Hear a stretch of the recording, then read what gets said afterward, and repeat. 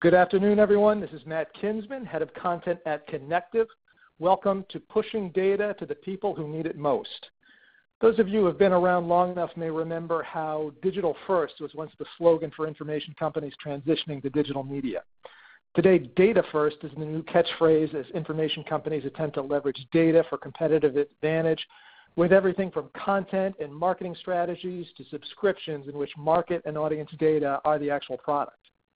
But even companies that view themselves as data-first experts frequently have a weak link, and that's having a process to get insights in a timely, systematic way to the people who need it, both business unit leaders internally and customers externally.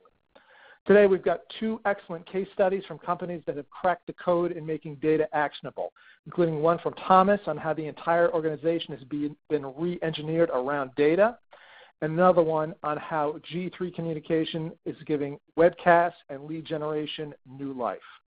Our speakers today include Tony Uphoff, President and CEO of Thomas, Hans Wald, Chief Technology Officer at Thomas, and Andrew Gaffney, Senior Vice President and Editorial Director of G3 Communications. Remember to submit your questions via the Q&A tab or unmute your line by hitting *7. With that, Tony and Hans, please take it away.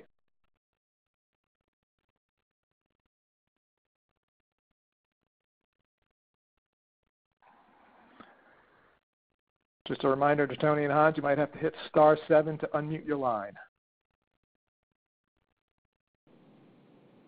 Okay, let me try that again. Matt? Yes. All right. Don't let it bother you that I couldn't figure out how to unmute the line. That should have no impact. But all kidding aside, Matt, thanks very much. And I also want to thank Matt and the team at Connectiv for having us on. This is Tony Uphoff speaking. My colleague Hans Wald. Good afternoon.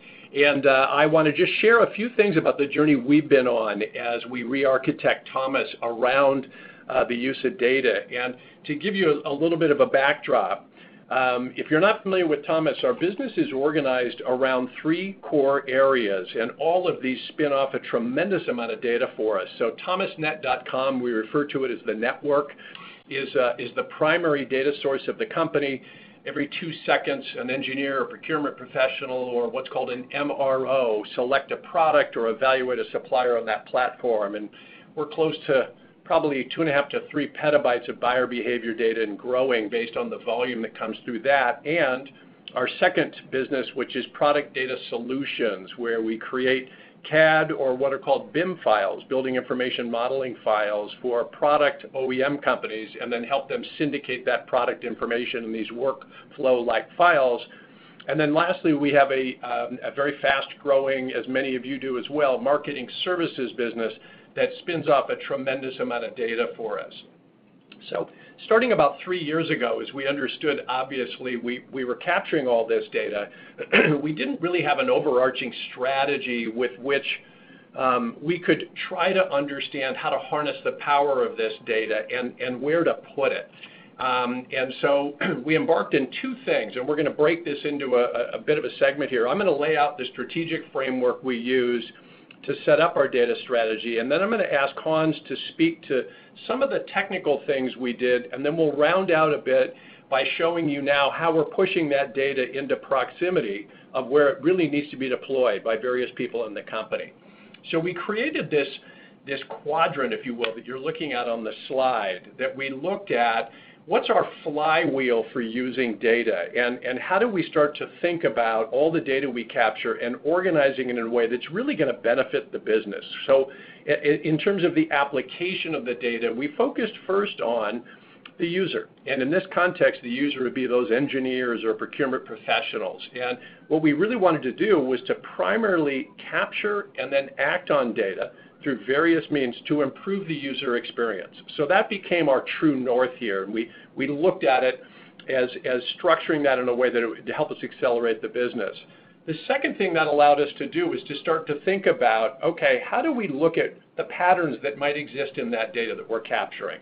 Are there some insights in there? Are there some actionable insights based on features or user features or types of information or data that the user really needs for their jobs to be done? And how might we act on that? And we've also used that in so many different ways, which opens the door for the as you go around the flywheel here, for the idea of innovation. So we've now started to use this digital transformation to start to now create business model transformation, where we've launched multiple new products and also an entirely new business unit based on being able to understand the implications of some of the data and how it might be used.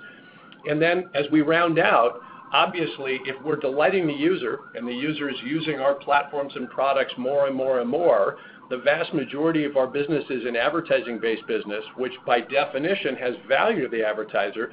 But now we're starting to use data to improve the advertiser experience, not just in that simple way that advertising performance goes up, but literally using data to create an advertiser experience on the platform for them as well. We'll touch on that as we go through the presentation. So now I'm going to hand it over to Hans with that as a strategic framework, and have Hans take you through, okay, how did we take that strategic concept and turn it into a technical reality? Yeah, so as Tony was mentioning, over the past few years, we've been on this journey to take that logical framework that he was going through and make it a reality with our platforms and data. And one of the first things you need when you tackle a big problem like that is a structured way to think through it. So I'm just sharing here on this next slide a little bit of the way that we think about our products and services that we're providing to customers, which I think are the most important source of data that we have. So the very most important thing is, of course, the user experience and solving the user's problem. We provide a platform and a set of services that solve users' problems and finding suppliers for a product and service. And so just about everything we do on any of those facets of the platform that you saw earlier, there's a user experience there. And by capturing information about how the user is interacting with our product, that gives us a lot of rich data, not only to improve how we're solving the user's problem, but also to feeds into other areas of our operation as well. So that's the most important thing, is the user experience and the solving that user's problem. And then, equally important there is our use of a revenue model applied to that user experience so that we can exist as a business. And that's another area where there's both a source of data there in our customers who are using our products, and also how that relates to the user experience, and mutually reinforcing cycles of information and data exhaust there. And finally, to round out the triangle, the platform itself as a technology platform is a source of data, and how well it's operating. Is it performing well? Is it meeting users' expectations on response times and so forth? So that's kind of the universe of data that we have to work with. And thinking of just starting with a purely technical challenge, before we can share all the data, we need to capture that data. And I have a slide here where you see it's sort of a blizzard or spider web of complexity. The intent of this is not so that you can copy and put this exactly in place at your organization, but just to show we did create a blueprint and start to think about, of all the major aspects and components on our platform, what data are they producing, where can we cross-reference, and where can we aggregate them and derive the most value out of them? What are the technology tools that we need? So we've shared this publicly before, but it's really just saying we need to hook up a pipeline to each one of those platforms and sources of data and come up with a strategy to capture it and then serve as a basis for doing the innovation step and funneling that back into the platform and into the advertiser solutions that we have. So our solution happens to use a couple of tools like Telium and a constellation of other tools feeding into a data lake at Amazon, which is our main source of information that we can perform analytics on and feedback into the platform. There are many solutions possible here, but I think the important point is having all of this as a fundamental system that you can use to generate value from the data is the first step. Once you have that, then you can figure out how to share that. So we put a lot of work into creating what you see here. And then one of our other recent efforts here has been to really look inwardly. So adding to that set of triangles the internal view of how we internally run our business and interact with each other and use our systems and processes and workflows. What we've realized is that's also a really important source of information, understanding the interactions that we have with all these systems and as we satisfy the user needs and so forth. And that kind of leads to another area, another set of systems from which the data is equally important. I'm highlighting one really key one here, which is we sometimes call this the order-to-cash pipeline. How do we go from attracting customers all the way through working through the sales process with an opportunity to quote, finalizing a sales order, going into the billing and payment process in our finance systems, and ultimately fulfilling on those products and services in a way that we understand the satisfaction and how to improve the customer experience that develops loyalty. So that's another view that sometimes we don't think about enough, that cross-referencing and correlating that data with our outward-facing or product and service data is really important. Yeah, Hans, I would just add to this. From a business point of view, I know when I first started at Thomas 3 years ago, a lot of the architectural thinking around this existed. And as we started to accelerate, what hit me is every company I've really been affiliated with is very good at quote to cash. They can tell you how many proposals they put into the marketplace and the relationship between a proposal to cash and a renewal. But what I was interested in was interest, as in a prospect's interest to invoice to renewal. And could we create a model where we could see all the touch points? Because in today's world, so much of it happens before you give a quote. And this has been really game changing. And I oftentimes use this particular slide to talk about things that are happening in our business, because it's also opened up an understanding across people that could be represented in each of these functions, right? So someone in billing, someone in sales or customer success, or demand generation. Suddenly now, as much as we worked to break down silos, as we started to create these more contiguous connected systems, it did that almost on its own. It's been kind of remarkable to see what's happened. And we're definitely still in the process of transition here on a lot of systems that are that you see lined out here, and I think that's one of the important things about a digital transformation. We're on our second or maybe third digital transformation as a company, and I find that that's a cyclical thing. And in order to capture data about something, pretty much you have to digitize it. That's the important thing, and that's not only putting a system in place, but having people work in a new way and interfacing with that system. So that's one thing we're shifting to now, is being able to capture more and more information about how this process is working, which is really important. So having collected all that information, I think we've made a lot of progress ourselves on setting up a structure where we have the tools in place to collect it and to make sense of it.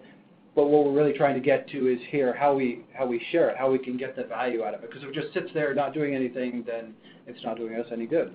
And in retrospect, Hans, I don't know if you'd agree, but I think at least having a working strategic framework before we started the heavy lifting in the data architecture helped, because I'd like to think, and this isn't just revisionist history here, I'd like to think that we were actually understanding of where we wanted to go and to whom we wanted to provide that data and access.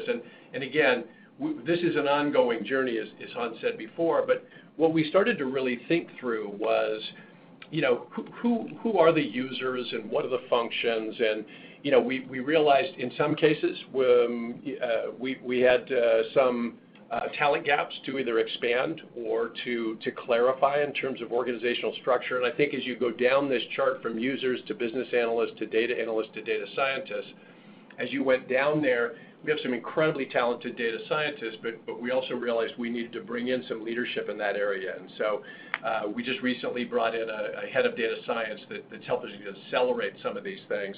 But I think having a really good understanding of what are the jobs to be done of the various people in these user groups served as a really productive guide. So we didn't just turn a fire hose on and distribute data, but we were able to create dashboards and things that I think, fairly early on became actionable. Yeah. I think that's the kind of thing you have. We probably had an intuitive sense of it in the early process, but it's one of those things as you get further in, you see that becomes more and more clear. Yeah. And thinking about this now as we're looking at how to get all this data that we have out to the consumers, the important consumers who can actually do something with it, I'll kind of start from the inside on the data scientists. And I think a lot of people think that, we want to do more with data, we just need to hire a data scientist. Definitely an important enabling step. They're the ones who know everything about data. They're the ones that create structure from the data and that should be able to figure out everything themselves. It wasn't too long ago that companies, including companies I've worked for, would have one data guru, and that'd be the person who knows where the database is and how to perform queries against it. And everybody else in the company would have to just go to that one person or that small group of people and ask them the questions. And whenever something came up, that was the only person who would be able to answer it. As time's gone on, the tools are better today, and we've started the process of democratizing access to data. And that's really important, and that's the reason we put this slide together here, was to show that the greatest value of your data is getting it in the hands of the greatest number of people who may be able to get value from it. You bet. So thinking about this again from the inside out, above the data scientists are what I consider data analysts. So still people who are skilled data practitioners, but maybe not to the point of creating the structure themselves. But if you can get them access to a fundamental data source, it could be just to a database, they can perform a query to get the data. They can use straightforward tools, even Excel, to visualize information and share insights out. That's still a highly skilled role. It requires a lot of specialized skills. It's aligned more with technology and data. So even between the two of those, if you have on a data team analysts and data scientists, that's a relatively small group of people. So you really start changing things when you can get to that next level of business analysts. And to me, the difference between a business analyst and a data analyst is it's not a technologist or someone who's a dedicated practitioner. It's someone who can take data and translate it into business terms and how it could be impactful for the business. So ideally, we want to look for ways to get outside that circle of pure data practitioners and share the data that way. And there's specific tools and approaches we can use for that. And finally, up at the very top, the widest possible audience for the data, people who are just general consumers. There we can't really assume any specialized skills, and we have to look for ways to put the information in front of them in tools they're already using or in ways they're already comfortable and familiar with. Hans, I just want to point out to people, I wish they were all in the office with us, because when he said no demonstrable skills, he glanced at me. So I would clearly fit into that top bucket there of users. So, but I appreciate the characterization. It's absolutely true. But all kidding aside, I can't tell you the impact it has, and we should segue, and we'll show you some of the application of this. But it is that being able as a user to go into a system that has a level of granularity on the data, but the ease of use of being able to access that data and understand the implications of it. So good example, and this would be something that benefits our customers. We have a web analytics platform. It's called WebTrax. We provide this for free for anyone in the industry, whether you're a customer or not, if you're in the industrial marketplace, and it's running on 12,000, 13,000 probably industrial websites out there. And this is a great example of the way we present the data in a format that's actionable for, in this case, it's customers or prospective customers of ours. And this is a real-time ongoing data feed that allows them to understand what's happening on their website, what's happening on their thomasnet.com platform, advertising and programs like that. So think of this as a deeply vertical and more powerful version of Google Analytics, but it's fine-tuned with an understanding of the industry that we serve and the needs of our specific application of customers. If I could add also, so in addition to that web analytics and opportunity intelligence is providing, this is also a key link to their Thomasnet program performance. So for us, this is a key way to showcase ROI from our platform. Yep. So immensely valuable to us to provide this information to our customers. And if you think back to the slide on the tiers of users, obviously we can have no expectations. We can't make it difficult to put a high burden on them to be able to access this data. So this is the hardest thing really, is to put the data into that wide audience, and that typically will require application development. This is a custom application that we built. It's part of our product platform, and so it's costly from a technology investment perspective, but it's worthwhile because it's right at the heart of our ROI and customers. Yeah. The access control is also critical. Obviously, customers should only see their own data, and so just access control is another thing to think about in terms of, and we'll talk about it in the different examples here. The next example we wanted to share is Thomas has somewhat of a unique channel model in that we have close to 100 what we call certified Thomas partners. These harken back to the independent rep days, and so Thomas is this year celebrating its 122nd year in business. And so when it was a print directory business, 100% of the sales went through an independent rep organization. Today it's a smaller percentage, but still a large percent. And we were looking at ways that we could better enable these independent reps out there. They're running their own businesses. Most of them are only working with Thomas, but we wanted to give them more tools and data. So this is an example of a relatively new application of data where we have what's called a monthly scorecard, and it's exactly what it sounds like. And it helps the Certified Thomas partner understand where they are. So many keep their own records, and we have payment systems for commissioning.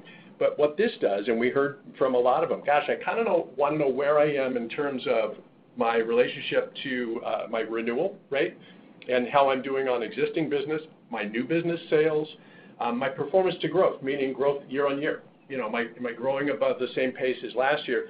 And then we got asked all the time, where do I fit with people with similar sized books of business? And this has been remarkable. We've had it out, maybe 2 months? Yeah, a couple months. And it's amazing when we put it out there where it's easy to say, hey, we want to go to sales enablement, but to see this in action has really been remarkable. People have reacted really well to it. They appreciate the data, and for many of them, it's been directly actionable. They can see, hey, I'm really close to growth. I got to relook at my pipeline, or maybe look at what leads are coming into the system for me. And so this is a good example too of sometimes in disseminating, if you want to make the information actionable, you can't rely just on a pull on the consumers going someplace and pulling it out. This is a push to them, and so we're using email.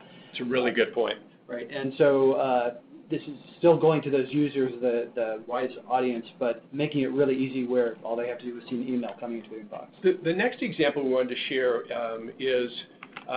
relates to the customer, but it's an internal dashboard. So back in April, we actually instituted a ticketing system so that any request that came in anywhere in the business, from a customer, from a sales rep, or anything, was now logged and tracked and mapped back. And it's a ticketing platform that's produced by HubSpot. And this is an example of a dashboard that we create, and we as a group sit down on a monthly basis and review this. Some of us look at it more often, and it'll show how many requests are coming in, what are those requests, how quickly we are responding to either customer requests or a rep request or an internal request. It could be an internal user of a system or that's come into a challenge. And we also even track inquiries that are atypical. So we'll log the inquiry in writing. If somebody calls up and asks for a question that maybe around a feature we don't currently offer or a product we don't offer, this gives us a way to capture it. And again, as this data gets disseminated out across customer success, across sales, across other groups, it's had a really, really positive impact. This goes hand in hand with the comment on digitization of the process. We have a new system that enables a new kind of workflow and process, and we wouldn't have the data if we weren't using that new system. Exactly right. But it's also causing changes in behavior and how we respond to requests. Yeah. The next example we wanted to show is industry activity. One of the opportunities we could clearly see, if you go back a few years ago, was we were capturing all this data and information. At the time, Thomas was a company that people really knew and had a tremendous, positive brand association, but there wasn't a lot of current brand understanding. The company had been kind of quiet for several years. So what we did is to take the data and all the activity that's happening on our platform and turn it inside out. We have a weekly video that we produce called the Thomas Index Report. This has given us extraordinary visibility in a relatively brief period of time. And then to enable that, what Hans and the team did was to take that data and put it into an ongoing dashboard. So we can use this almost the way, and you can take a look at the screen grab here, almost the way you might look at stock tables and stock charts. And so it gives us an understanding. We use this constantly internally, not only to produce our Thomas Index Report, but it also gives us insights. When I go out to speak into the marketplace or we're going to get interviewed, we're always looking at, hey, what are the trends? It's also informing us on trends that could be impactful for us as we steer our product roadmap strategy as well. I would also point out about this one, whereas the three previous examples were targeted toward those users, the widest audience of consumers of the data. Now we're starting to get in just to that next tier of business analysts where people are not only accessing the data, but they're also going to go through a little bit of exploration on the data. So they would like to come here and look at it and then maybe see, well, what if I do some filtering and some sorting? Can I drill into specific categories? And that in the hands of a digital marketing strategist or a content editor, they'd be able to form some hypotheses and prove them out from here. So that's Hans, one thing I would mention too, going to your ongoing point of the digital transformation. I mentioned before, digital transformation to business model transformation. This process opened our eyes that there's a business sitting in here. Sure. And so, not a surprise to anybody, Thomas is officially stepping into the data business in a rather direct way, but I don't think we would have even really certainly have people calling us up asking about that, let alone on our own, had we not built this kind of capability.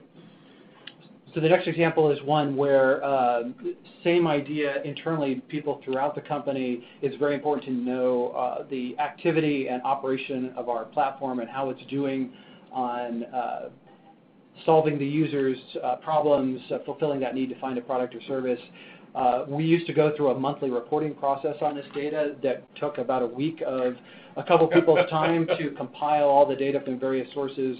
And it was immediately stale because yes, it right, was which static. Was then immediately out of date. And so based on all that data infrastructure that we put in place and all the automated processes, we're now able to have that every day. There's no lag time between getting that timely information there to when it occurred. And that enables just a lot more people to understand what's going on with the platform, to be able to point out, hey, here's something different's happening. What does that mean? It's interesting, Hans, just real quick.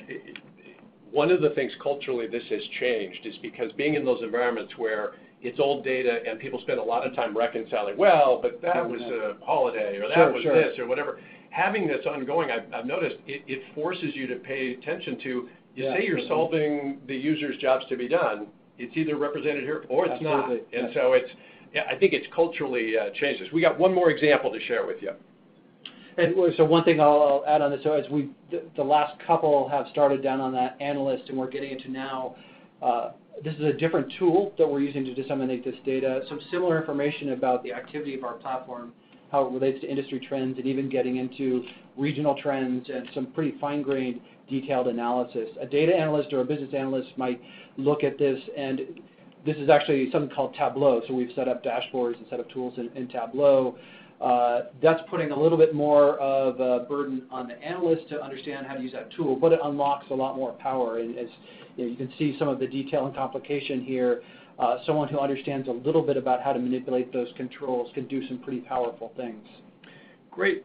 I think, Matt, we're pretty much at the end of our portion. I think we probably went about a minute over, but with that, let me hand it back to Matt and to Andrew.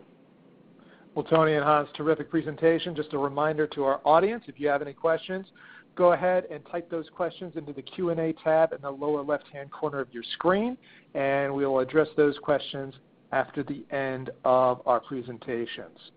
With that, I'd like to cue up Andrew Gaffney of G3, talking a little bit about how they're really optimizing webinars and lead generation. Andrew, go ahead, please. Awesome. Thanks, Matt. So I'm going to offer a different point of view. We are a much smaller organization. Really impressed with what Tony and Hans presented. We don't have quite as complex a digital transformation story, but I'm going to sort of offer a smaller company point of view. Some quick background on G3 Communications. It's kind of an exciting time for us. About 6 weeks ago, we were acquired by Emerald Expositions, which is a much larger company, so really good strategic fit for us. We're excited to be part of their portfolio and going through sort of the integration of that currently. But most of what I'll share with you is some background on what we've done, and as Tony said, some perspective on how we're managing data, mostly for our customers and as it relates to some of the lead gen programs we do. So G3, I started the company about 12 years ago. I was the founder. One of our first digital publications that we do is actually demand gen reports. So we kind of grew up with the industry on what Tony had talked about there, and sort of interest to invoice and how companies in the B2B space were managing, lead generation, lead nurturing. We established some expertise in that. So what we try to do with our clients, partners, sponsors, advertisers traditionally, really work with them, closely on who they're trying to engage and really work on that stage of interest to invoice. Our core sort of digital publications, our demand gen report that I mentioned. We also have one for the retail vertical called Retail Touchpoints. We have a couple of events that we do. One core one is our B2B marketing exchange. It's in February. Our audience is made up of a mix of B2B marketing executives from a number of different industries, all focused on performance, how they can better engage, better understand their audiences, and ultimately help convert them along a lot of the topics that we're talking about today. One of the areas that I'll touch on, because demand gen has been sort of core to what we do, a shift that we've seen for B2B companies over the past few years. A lot of them are focused more on a finite, micro segment of accounts, where when we established Demand Gen Report about 10 years ago, there was a lot more focus on volume and acquisition, companies really interested in building up, a contact database or, an email list that they were trying to just really acquire as many net new names as possible. We've seen a shift among a lot of B2B sectors where they're really trying to be more efficient for their salespeople's time, for their marketing spend. So account-based marketing has been a big trend. So that's something that we're applying, and I'll share some examples of how we're managing that from a data point of view. So the challenge for us with data, again, it's sort of impressive for me, and I'm sort of, I was envious looking at what Tony and Hans have put together in terms of lens and insights and analytics across all the different touch points they have. What I'm going to focus on today, and what's been sort of the core for us, is how we work with our marketing partners to help them engage our audience, what that information looks like, how we gather data, and how we can be more efficient to what they're trying to accomplish. So the challenge for us with that, with publications like Demand Gen Report and Retail Touchpoints, obviously from a data standpoint, it's harder just to get audiences to engage. I think most B2B publishers are seeing that and feeling it. There's a lot more options out there. And then the other element is people are a lot more sensitive about their data, what they're willing to share, what the value exchange is. So if I'm going to fill out a form for you, if I'm going to share some of my data, how are you going to use it? Obviously, GDPR has been another sensitive issue. The California CCPA is another thing that our clients and us as media properties are looking at. So in terms of the way we're able to gather data, in terms of the way we're able to use and share that data, is another sensitive point for us. But so what we look at, we do a variety of engagement approaches and strategies, platforms to try to help our audience, our partners do performance marketing, do things like content marketing, offers that will be valuable enough that our audience will agree to engage either through filling out a form or some kind of lead gen aspect. The most successful that we've had recently has been, and particularly as I talked about account-based marketing, where our clients, our marketing partners, are really focused on a distinct segment of audience, that they're just not willing to take any lead, that they really wanted to get deeper in with what will be their core account-based marketing list. So we found that webinars have been, this is a new platform. Obviously, we're on a webinar today. I've been involved with webinars for definitely 15, 20 years. They've kind of gone through some different evolutions. But for us, it's really proven to be sort of the best way to get real data. We find our audience is most willing to share data, that they're most willing to sort of fill out more, maybe longer forms and answer some other questions as they do it. And typically they're willing to spend time, and I'll spend a little more information on that. But for us, trying to, get our audience to agree to engage and then provide a little bit more intelligence on what they're interested in looking for, that's what our marketing partners are looking for. So webinars are, as I mentioned, aren't a new offering, but for us, the way we've tried to differentiate it more, make it more valuable to our audience, and then for our marketing partners that are trying to engage that audience, we've been doing webinar series. So they really serve as more online events. Most of them run the course of a week, so a set period. We do on our Demand Gen Report publication, we do one every quarter. So a certain point in April, we'll have our campaign optimization series. We have a buyer insights and intelligence series. But each one, there's a menu of sessions that our audience can sign up for. They can select from that menu. But again, we find that offering, sort of modeling a physical event of a whole curriculum, complementary agenda, and then the convenience of sort of that online event platform has been really successful for us. So we've been doing this now for a number of years. Our numbers keep growing in terms of the audience we're able to engage across these. We've had really good success for our marketing partners in terms of the conversions they're seeing. So again, not a brand new platform, but I think a pretty unique way in terms of the model that we've built and some of the success we've been able to establish. So the thing, just sort of some tips related to that. Obviously, coming up through the management report, we were very closely working with a lot of the marketing automation platforms at that time, Eloqua, Marketo, Pardot. So we're very, in tune with how to gather website intelligence and then also use emails. What we try to do for our, own webinar series is really to make sure we're engaging people across as many channels as possible. So email is still core, but we're doing a lot with social media. We're doing a lot with digital in terms of trying to engage people and being really targeted. We typically engage our sponsors for those webinar series throughout the week. A lot of them will share their account-based marketing lists with us. So if they have 500 core accounts that they're really focused their media and sales initiatives on, that they'll share that with us going into the market to that series, the webinar series. So these are the companies we're really hoping will engage, and then we're able to track that. Maybe make some additional special offers to them, do account-based advertising. But we've had a lot of success, and I would just sort of remind and share with people that we've seen to make sure you're using as many touch points as possible to engage that audience.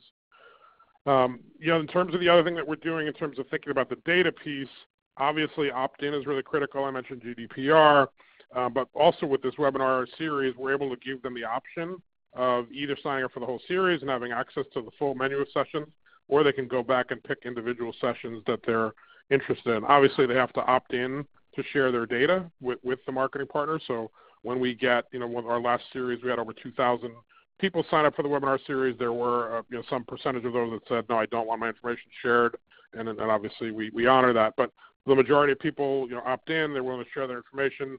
And the registration form can be a little richer on this. I mean, we spend a lot of time in our demand gen report publication looking at behaviors around what B2B audiences are willing to share, what contact forms should look like, how dense they should be. We find for these webinar series, we're able to ask and gather a lot more data. Some of the best practices for us, again, too, if you're doing webinars on your own, which a lot of media properties are, is really just be thinking about in terms of how you're reaching out, engaging people, to have a cadence. So, we do obviously certain segmented promotions that we feel are most successful in terms of the time we reach out to people, but you can see some of the percentages that we see and have gathered around when people will engage, when they'll sign up, all the way up until the day of. So there's some real-time aspects of it as well. So the measurement of success for us, so from a pure lead gen standpoint, as I mentioned, most of our performance-based marketing that we do with our clients will include some kind of lead gen aspect to it, that they're for sponsoring a special report that will typically be gated. People that are interested in that topic will provide at least the basic fields of their name and company contact information. In some cases, it'll be more fields that we'll ask them, budget, buying timeline, how big the company is. But the thing that's been more interesting to going beyond sort of the pure lead gen aspect, and what we found has worked and really been much richer for us in terms of the webinar series we've done, we're able to gather more engagement data. So that's a little bit more of a proof point in terms of, okay, somebody signed up to receive a PDF special reports that we've done, but we're not sure if they actually spent time with it, if they read it or not, if they shared it. So with the platform that we're using for webinars, we're actually able to do an engagement score. So as you can see here, based on whether or not they attended, based on how much time they spent, based on whether they clicked on things within the platform we use, they can download some related resources. But throughout that, we come up with an engagement score. And then for our sponsors and marketing partners on the webinar series, they not only get that sort of basic lead gen intelligence about, okay, here are the people who registered for a session, but they actually get some rankings and some engagement levels. So if they're doing things like account-based marketing and they can see that one of their top prospects was really engaged, maybe multiple people from that company were engaged, we're finding that intelligence is really valued by our marketing partners. The other thing that's on the screen here that you'll see, we're trying to do a lot more surveying of our, so sort of the next level of gathering data beyond the lead gen form is to try to find a little bit more of qualitative information about what they like, getting feedback. So you can do surveys right within the platform. You can introduce them sort of before, during, or after the experience. But, not everybody's willing to do that, but we really get pretty good conversion rates on it and are able to gather some great intelligence and data, not only for, what topics we should be looking at in the future, but also around the topic that they're attending for that session that day. So again, there's a little bit more of a zoom in here of the kind of intelligence and insights data that our sponsors are able to gather, to kind of report on. We do the engagement score that I touched on. Also can tell them if they downloaded some of the resources that were there. We do give them, one of the things that I'll talk about with webinars that we've seen kind of a shift on. Typically, historically, there's been a lot of focus on webinars for the live date that they're aired. So, today's webinar was started at a certain time. With the webinar series that we do, we take a little bit more of a Netflix approach that people can go back and view these, on demand at their convenience.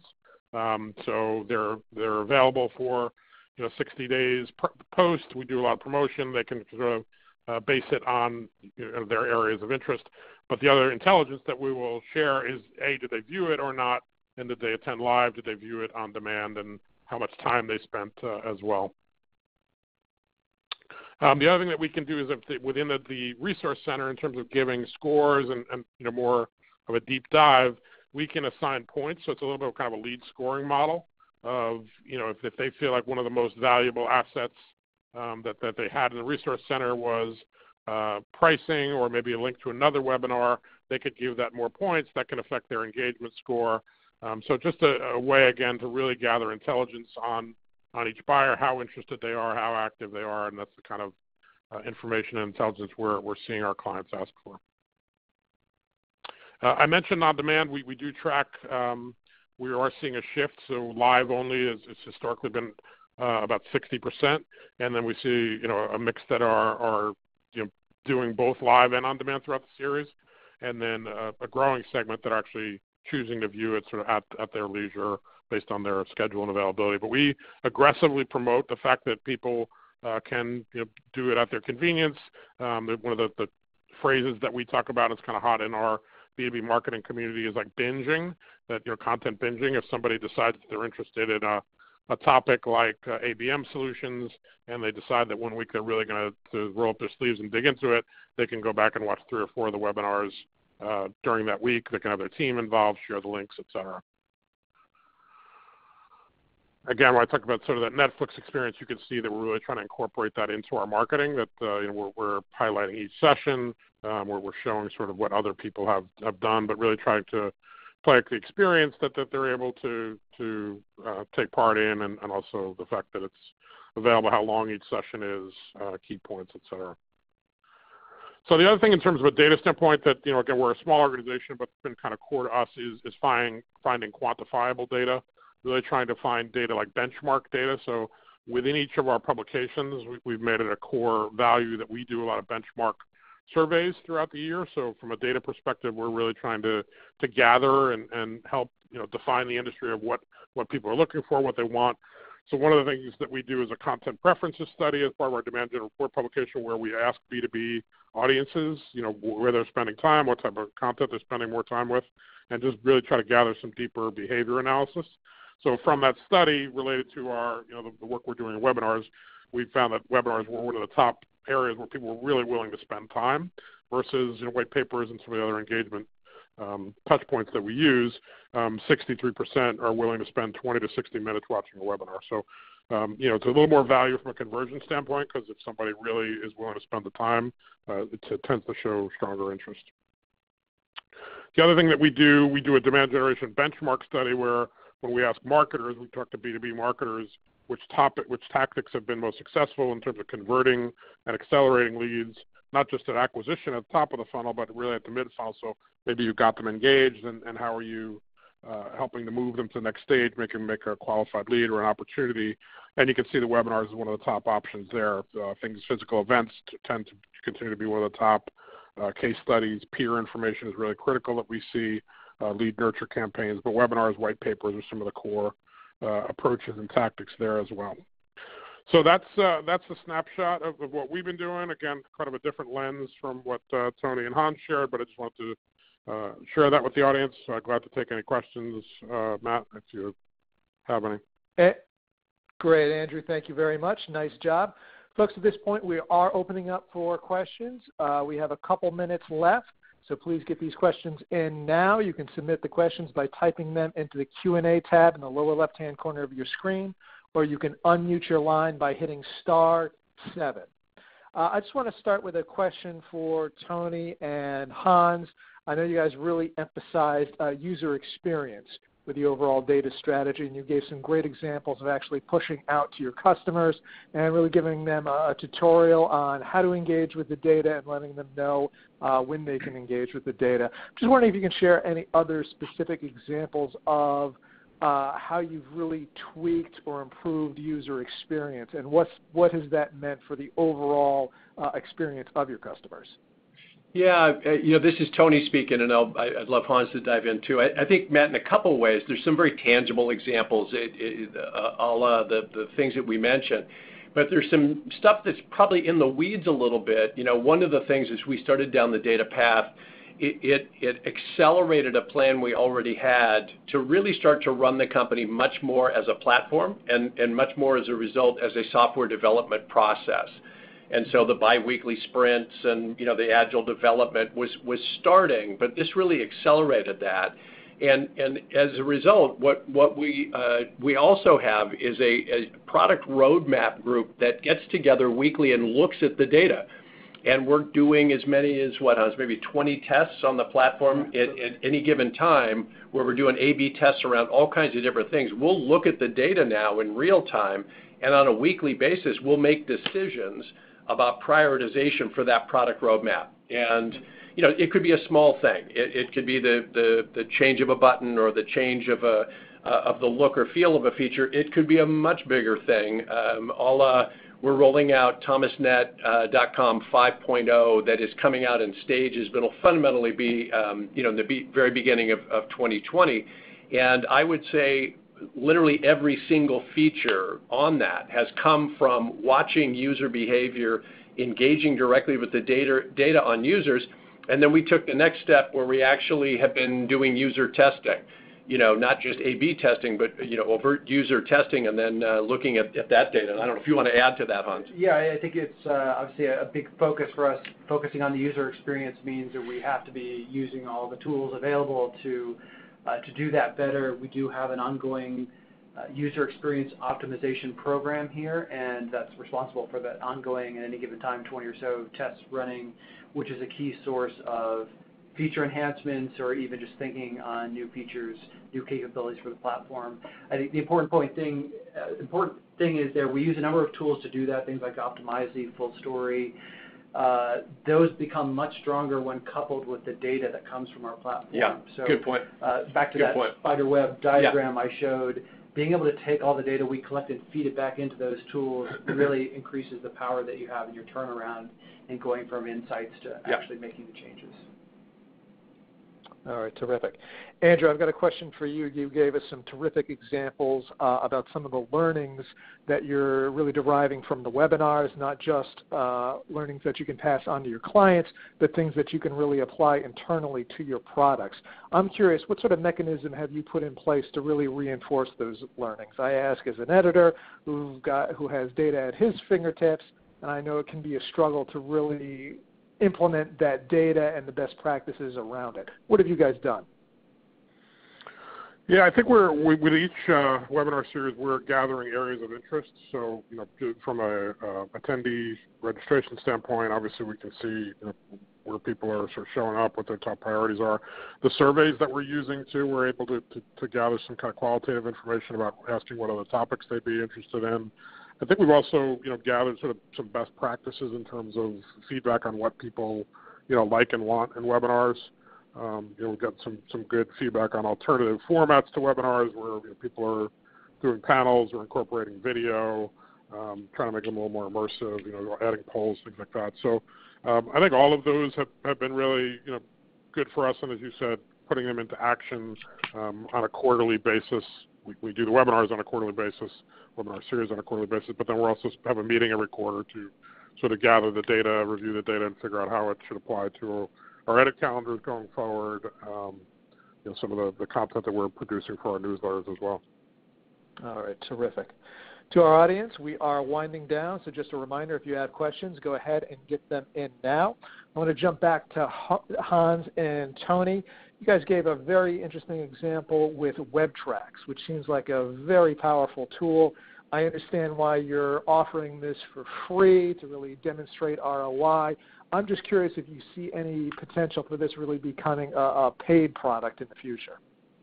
Yeah, it's interesting, Matt. Boy, do we talk about that a lot. And, soon to be released, you'll start to see a little tighter integration between WebTrax and the supplier experience on thomasnet.com. That's a part of our strategy of 5.0. And all that really means is take some of the friction out of being able to get on the system and understand things. So one less system to log on to if you're already logging on to thomasnet.com as a supplier. The direct answer to your question is we don't know yet. Here's what we've been thinking as we talk to our customers who use it and even prospective customers who are using it that aren't yet customers is in many cases, and this is probably most true in smaller, medium-sized companies, but not always true. They'll say something like, boy, I love this. I love the data. It's fantastic. You know what? I don't really have somebody whose full-time job is to spend analyzing the data here. Can you produce these reports? These 2 or 3 reports that I'm looking for, something that might look a little bit like an ABM list, something else that might look at, effectiveness of advertising, something that might look at ideal client profile type of data and information. So Matt, what we're thinking is that over time, those could be paid services that ride on top of the free platform. So rather than we get into you have to pay for it, period, binary, yes, no, the evolving thinking is that there may be a series of paid data services that could ride on top of this or through it, depending on how you want to view that. But we're still thinking that through in all candor and trying to figure out how best to use it. And as Hans said earlier, it's become such a phenomenal resource to so many of our customers. I want to be really careful about making a little bit of money and accidentally shutting something off that's become a phenomenal resource for companies. So hopefully we can get our cake and eat it too if we manage it the right way. Yeah, I would add to that one of the things that we're trying to do with ThomasNet 5 is really increase the utility of our platform as a two-sided market and really engage not only the buyers who have been the traditional focus of ThomasNet, but also the suppliers, so that both of those experiences as users of the platform are as good as they can be.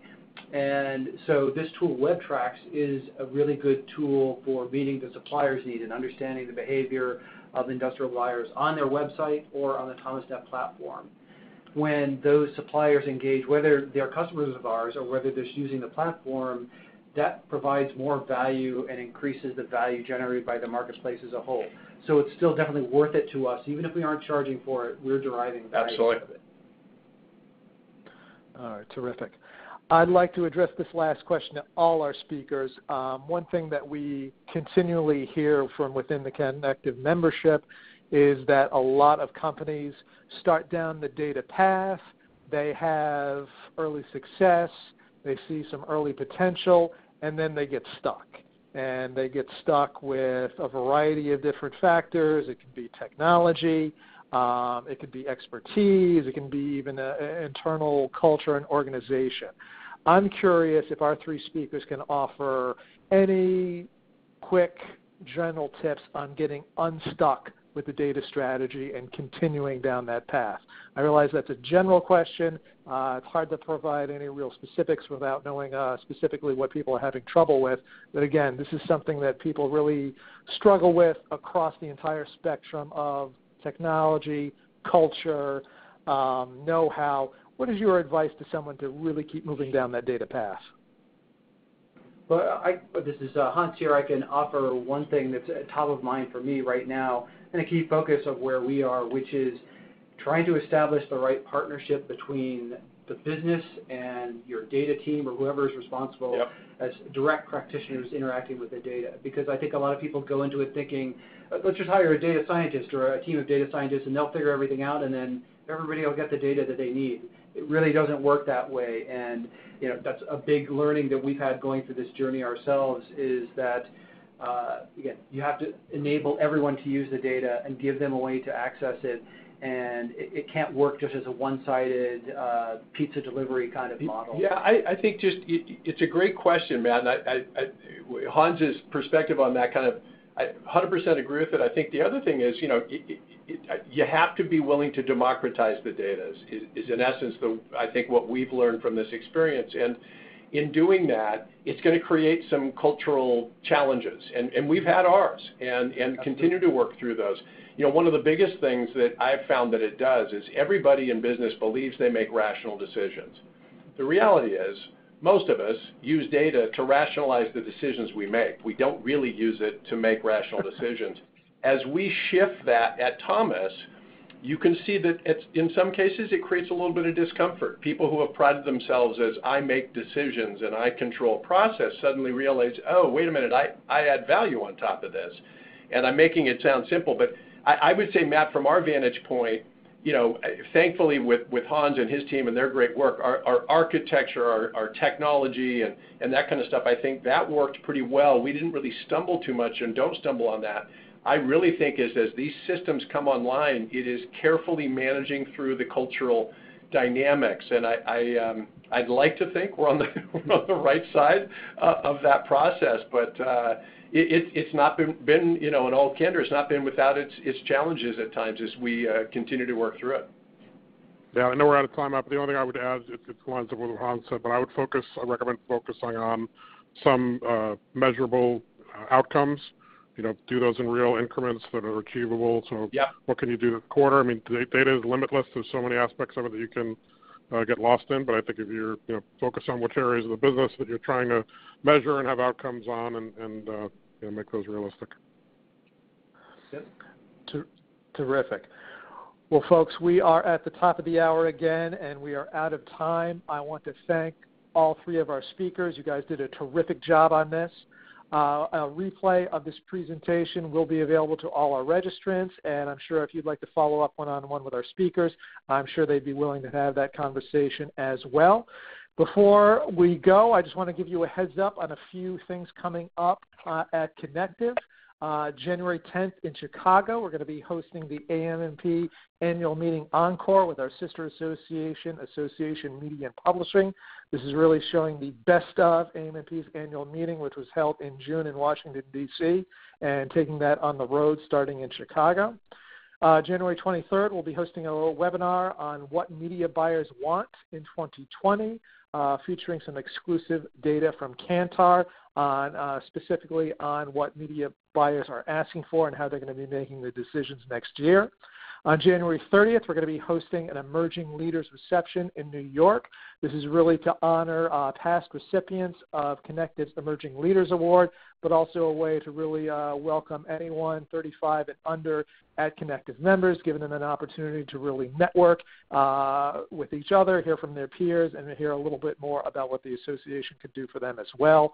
And then finally, coming up May 13th, May 15th, we have the Connectiv Executive Summit in New Orleans, which has been one of our most popular venues ever. So certainly there'll be more information on that very soon, and we encourage you to check that out.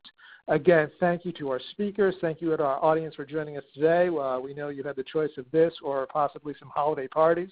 So we certainly thank you for joining us today. And this concludes the webinar. Thank you. Please stand by.